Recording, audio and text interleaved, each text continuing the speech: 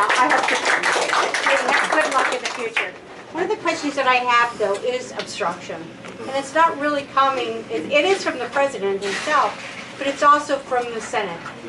And all the bills that you talked about are wonderful that got passed in the House. They're bills. But they're bills, and what's going to happen to them? I mean, we feel pretty helpless out here as to what we can do as Democrats to move things along. We're totally helpless in the Senate. What do you think we should do as Democrats? Or as anyone? As Democrats, anyone, Republicans, independents? Yeah, this is not a political event, so. Right, absolutely. And there are folks here who, we have Democrats, Republicans, independents in this district, and my job is to represent everyone as best I can. Right. But let me answer, I think what you just said applies to a lot of Americans. They feel helpless. I don't think we should.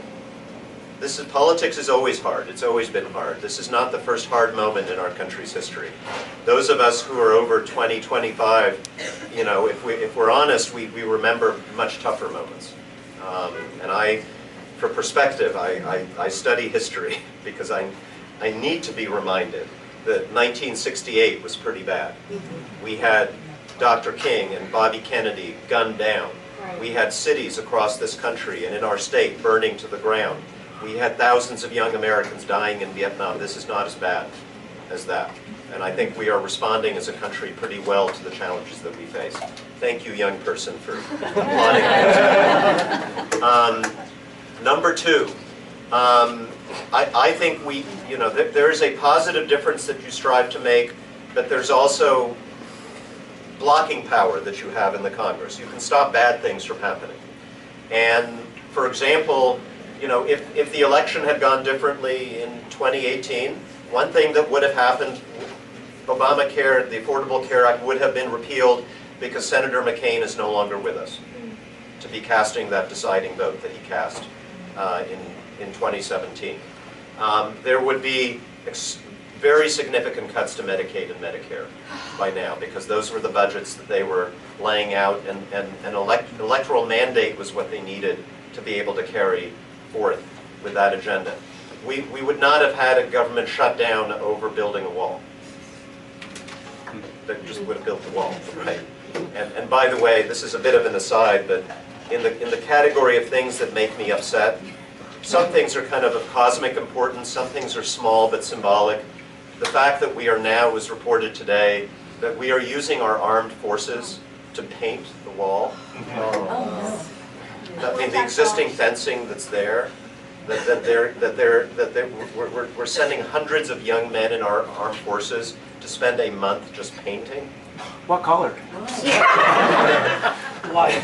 That's a cheerful spin on it. Yes. I don't think it's pink. Maybe orange. Rainbow. So you know that's significant because that affects the things that are not happening are as significant to things.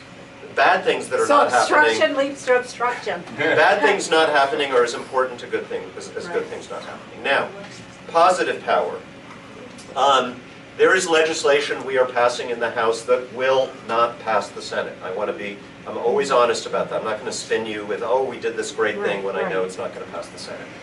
I believe most of these bills will pass the Senate if we go to the American people, because they're unifying, they're bipartisan when it comes to the American people, and we elect a Senate and a president that supports them. That's democracy, and it's my job to believe that that can be done and to hope that that can be done.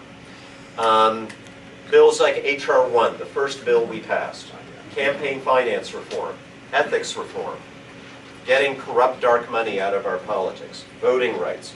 These things are overwhelmingly popular with the American people.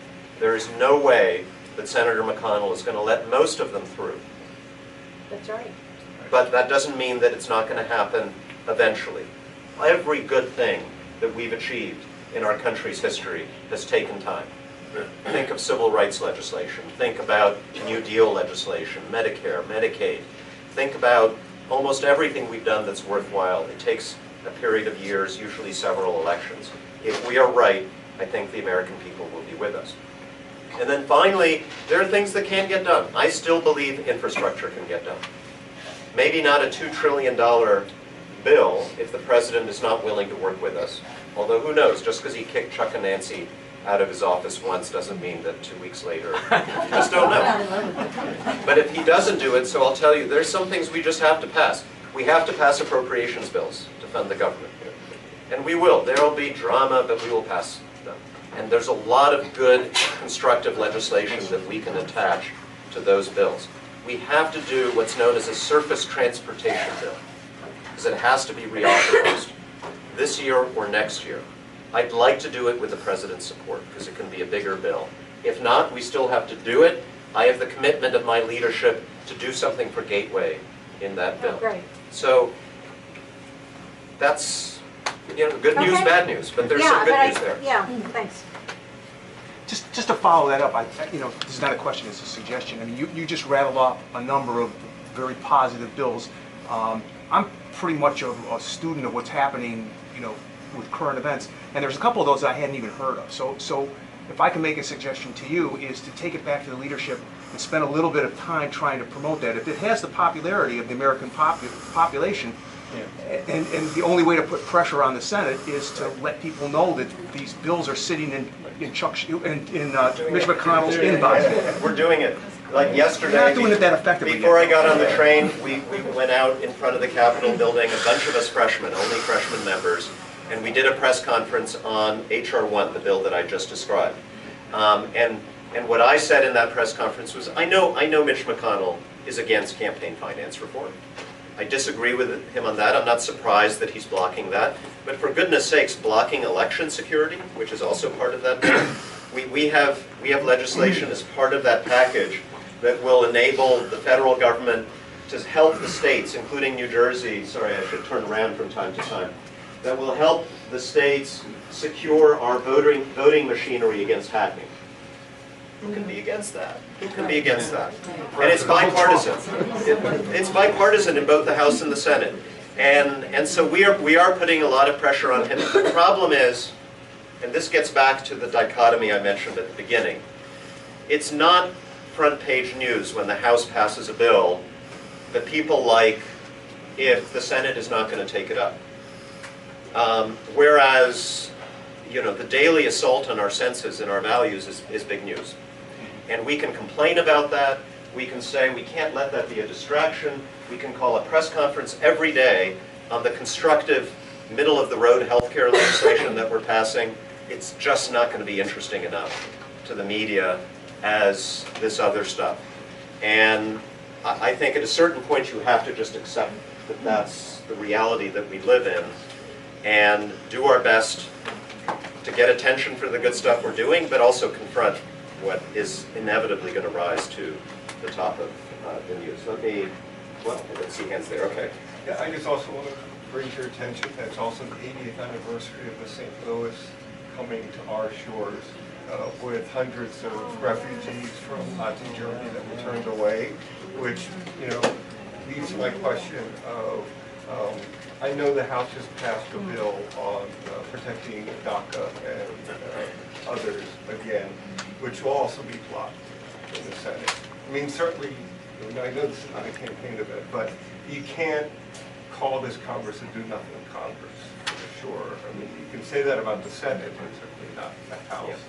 So, what can be further done for refugees? And my wife is here also from Venezuela, always wants to raise a question about the disastrous foreign policy of the Trump administration and botching even possible reforms in Venezuela.